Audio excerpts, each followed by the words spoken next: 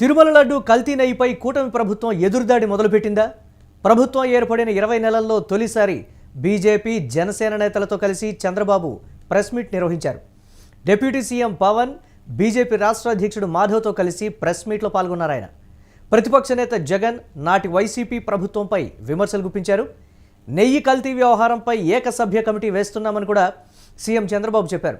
తప్పు చేసిన వారిని వదిలేది లేదంటూ కూడా కూటమి నేతలు వార్నింగ్ ఇచ్చారు. దేవుడిపైనే వైసీపీ నేతలు పగ పెంచుకున్నారంటూ కూడా పవన్ కళ్యాణ్ చెప్పారు. భగవంతుడితో పెట్టుకుంటే సర్వనాశనం అవుతారంటూ కూడా పవన్ కళ్యాణ్ చేసినటువంటి వ్యాఖ్యలు కొంచెం ప్రాధాన్యం అయితే సంతరించుకున్నటువంటి పరిస్థితి ఉంది. ఇక్కడ చెప్పుకోవాల్సింది ఏంటి అనంటే, ప్రభుత్వం ఏర్పడిన తర్వాత, పర్టికులర్గా కూటమి ప్రభుత్వం ఏర్పడిన తర్వాత ఎవరికి వారే పార్టీల పరంగా ప్రెస్ మీట్ నిర్వహించడం ఒక ఎత్తు అయితే, క్యాబినెట్ భేటీ తర్వాత కూడా ఒకరో ఇద్దరు మంత్రులు దీనికి సంబంధించినటువంటి వివరాలు వెల్లడించే అంశం ఉంది. కానీ రాజకీయపరమైనటువంటి అంశాన్ని తీసుకొని కూటమి నేతలందరూ కూడా, ఇటు టీడీపీ, జనసేన, భారతీయ జనతా పార్టీ, ఈ మూడు పార్టీలు కలిసి కూటమి తరపున దీనికి సంబంధించి ఒకే ఒక్క అంశం, కల్తీ లడ్డు, తిరుమల లడ్డూకి సంబంధించి, కల్తీ నెయ్యికి సంబంధించి వారు నిర్వహించినటువంటి ప్రెస్ మీట్ రాజకీయపరమైనటువంటి చర్చకైతే దారితీసినటువంటి సిచ్యువేషన్ ఉంది. ఈ నేపథ్యంలో అంబటి రాంబాబు అలాగే జోగి రమేష్ ఇంటి మీద దాడి కావచ్చు, అంబటి రాంబాబు అరెస్ట్ తర్వాత, అలాగే దీనికి సంబంధించి పొలిటికల్గా జగన్ ఏ విధంగా అయితే యాక్టివ్ అయ్యారో ఈ సందర్భంగా కూడా ఈ అంశాలన్నింటినీ కూడా దీనికి సంబంధించి వైఎస్ఆర్ కాంగ్రెస్ పార్టీ నేతలు చెప్తున్నటువంటి పరిస్థితి. జగన్ పొలిటికల్గా యాక్టివ్ అయ్యి మళ్ళీ తిరిగి ప్రజల్లోకి రాగానే ప్రజల నుంచి జగన్మోహన్ రెడ్డికి వస్తున్నటువంటి రెస్పాన్స్ను చూసి కూటమి నేతలందరూ కూడా ఒక్కతాటి మీదకి వచ్చి ఒక అంశం మీద పొలిటికల్గా ఈ స్థాయిలో ప్రెస్ మీట్ నిర్వహించారు అని అంటే అదేంటో మీరే అర్థం చేసుకోవాలని వైసీపీ చెప్తున్నటువంటి సిచ్యువేషన్ ఉంది. కానీ కూటమిలో ఉన్నటువంటి పార్టీలు ఏం చెప్తున్నాయంటే, టీడీపీ, జనసేన, భారతీయ జనతా పార్టీ ఈ మూడు కూడా దేవుడి విషయంలో పెట్టుకుంటే మాత్రం దీనికి సంబంధించి ఏమవుతుందో మీకు తెలుసు, పొరపాటును కూడా దేవుడి జోలికి వెళ్ళొద్దు అని కూడా వారు చెప్తున్నటువంటి సిచ్యువేషన్. పొలిటికల్గా ఒక ప్రెస్ మీట్ని మూడు పార్టీలు కలిసి నిర్వహిస్తున్నాయంటే దాని సీరియస్నెస్ని ప్రజల్లోకి మేము తీసుకెళ్తున్నామని చెప్తున్నప్పటికీ కూడా ఒకే ఒక్కడు జగన్మోహన్ రెడ్డి విషయంలో ఆలోచించి పొలిటికల్గా ఆయన ఏ విధంగా కంబ్యాక్ ఇస్తున్నారనే దానికి సంబంధించి ప్రధానంగా చర్చ అయితే జరుగుతోంది. దీని మీదే సోషల్ మీడియాలో కూడా గత 2 రోజుల నుంచి జగన్మోహన్ రెడ్డి యాత్ర కావచ్చు, లేకపోతే అంబటి రాంబాబు అనే అరెస్ట్కి సంబంధించి వారి ఇంటి మీద జరిగిన దాడి, జోగి రమేష్ ఇంటి మీద జరిగినటువంటి దాడికి సంబంధించి కూడా వస్తున్నటువంటి రెస్పాన్స్ను చూసి కూటమిలో ఉన్నటువంటి పార్టీలన్నీ కూడా ప్రభుత్వ అంశాలకి, ప్రజలకు సంబంధించినటువంటి అంశాలకు కాకుండా ఒకే ఒక్క అంశం, తిరుమల లడ్డూకి సంబంధించి కల్తీ నెయ్యి అంశం, మేము ఒక కమిటీ కూడా వేస్తున్నామనేటువంటి ఒక మాట చెప్తున్నప్పటికీ పక్కాగా రాజకీయపరమైనటువంటి అంశంగా కూడా దీన్ని చూస్తున్నటువంటి పరిస్థితి. ఇది పక్కా పొలిటికల్ ప్రెస్ మీట్ అని కూడా చెప్తున్నటువంటి పరిస్థితి. ఈ ముగ్గురు కూడా భారతీయ జనతా పార్టీ, తెలుగుదేశం, జనసేన ఏం మాట్లాడారో ఒకసారి చూద్దాం. అంటే ఎక్కడుంది అది అంటున్నా, లేదని ఎక్కడుంది చెప్పు. ఐ ఆస్కింగ్ స్ట్రైట్ క్వశ్చన్, ఎక్కడుంది? నీకు రహస్యంగా ఏమన్నా చెప్పారా? రాత్రి కల వచ్చిందా నీకు? నువ్వు నమ్ముకున్న దేవుడు చెప్పాడా? What are you talking? కాబట్టి మర్యాదగా చెప్తే వినాలి, అంతేగాని నేను నా ఇష్ట ప్రకారం ఆర్గ్యూ చేస్తాను అడ్డదుడ్డంగా అంటే కుదరదు. అవన్నీ all documents I'm placing before public. రేపు చార్జ్ షీట్ వస్తాను, అవి కూడా పెడతా. Every person in the state has to discuss about it, condemn, not only condemn. ఇలాంటి వాళ్ళు మాత్రం క్షమించరాని నేరం, మహాపాపం వీళ్ళు చేశారు. ఆ మహాపాపం చేసిన వ్యక్తుల్ని పనిష్ చేసే బాధ్యత అందరిపైన ఉంది.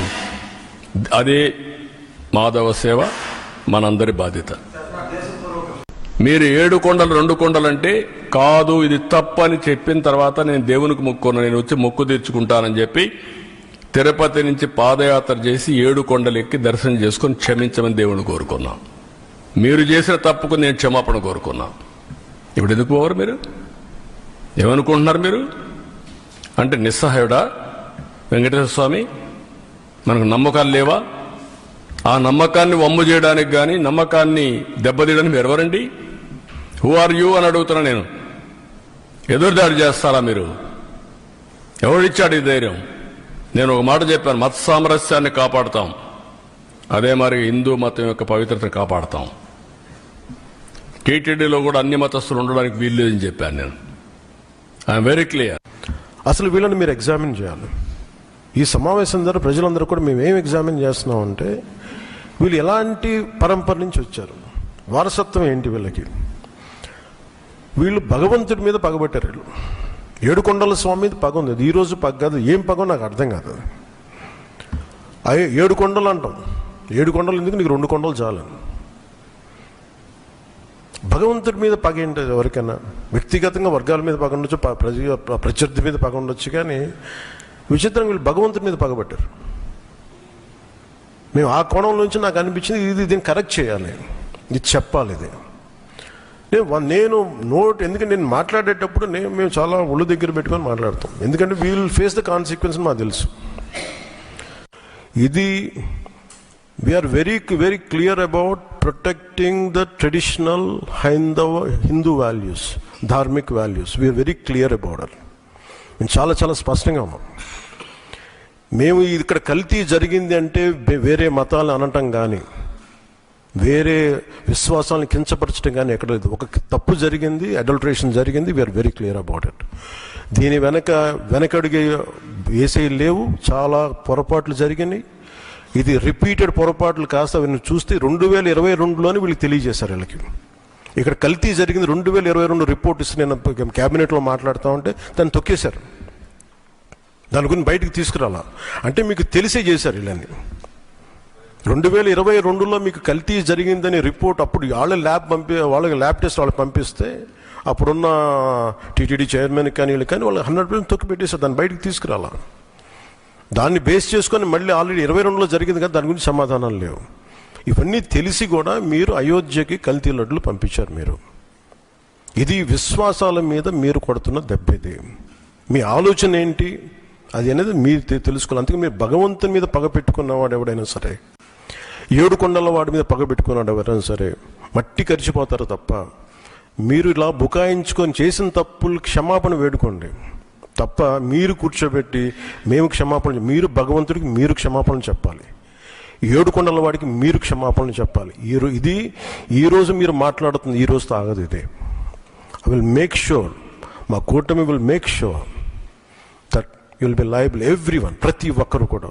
ఇది ఎంత టైం పడద్దు, ఏం టైం పడద్దు అనేది సిబిఐ ఫర్దర్ రిపోర్ట్ రావాలి, అది కేసులోకి మన కోర్టులకు వెళ్ళాలి. అన్నీ అయిన తర్వాత ప్రతి ఇది అయితే మేము 100% దీన్ని వదలం. ఖచ్చితంగా ఈ దోషులను ఎవరైతే ఉన్నారో మేము క్షమాపణ చెప్పడం కాదు, మీరు భగవంతుడికి మోకరిల్లే వరకు యుద్ధం సాగొద్దు. వ్యవస్థని దిగజార్చే ప్రయత్నం, పవిత్ర మూర్తుల పైన దాడులు చేయటం, సుమారు 200 పైగా దేవాలయాలు గత ప్రభుత్వ హయాంలో దాడులు జరిగి అవి తుంటరి చర్యలుగా దాన్ని పక్కన పెట్టే ఒక ప్రయత్నం. అలాగే దేవాలయ వ్యవస్థలో ఉండే అనేక రకాల విషయాలపైన చేస్తున్న అనేక రకాల విషయాల యొక్క పరాకాష్టే తిరుమల తిరుపతి దేవస్థానం సంబంధించిన కల్తీ లడ్డు వ్యవహారంగా మేము భావిస్తాం. సో ఆ విధంగా ఈ వ్యవహారం ఎంతవరకు వెళ్ళిందంటే తనంతట తానే క్లీన్ చిట్ ఇచ్చుకుని ఏమీ జరగలేదని చెప్పి, అంటే వాళ్ళ పేపర్ యొక్క రిపోర్ట్ ఆధారంగా మాట్లాడే ఒక తీరు ఆ విధంగా పరాకాష్ఠకు చేరింది. నిజంగా మేము అడుగుతున్నాం, ఇవాళ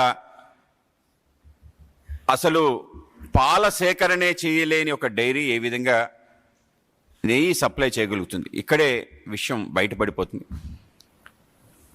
రెండో అంశం, 390 రూపాయలు 19 రూపాయలకి నెయ్యి రాగలిగే వ్యవస్థ ప్రపంచంలో ఎక్కడైనా ఉందా? అది నెయ్యి అనబడుతుందా? నెయ్యి కాని నెయ్యితో లడ్లు తయారు చేసిన తీరు ఏదైతుందో దీన్ని కూడా తప్పనిసరిగా మనం ఆలోచించాలి. అలాగే ఏదైతే రిపోర్ట్లో సింథటిక్ నెయ్యితో, అంటే ప్రజల ఆరోగ్యం కెమికల్స్తో దాన్ని తయారు చేయటం, ప్రజల ఆరోగ్యంతో ఆడుకునే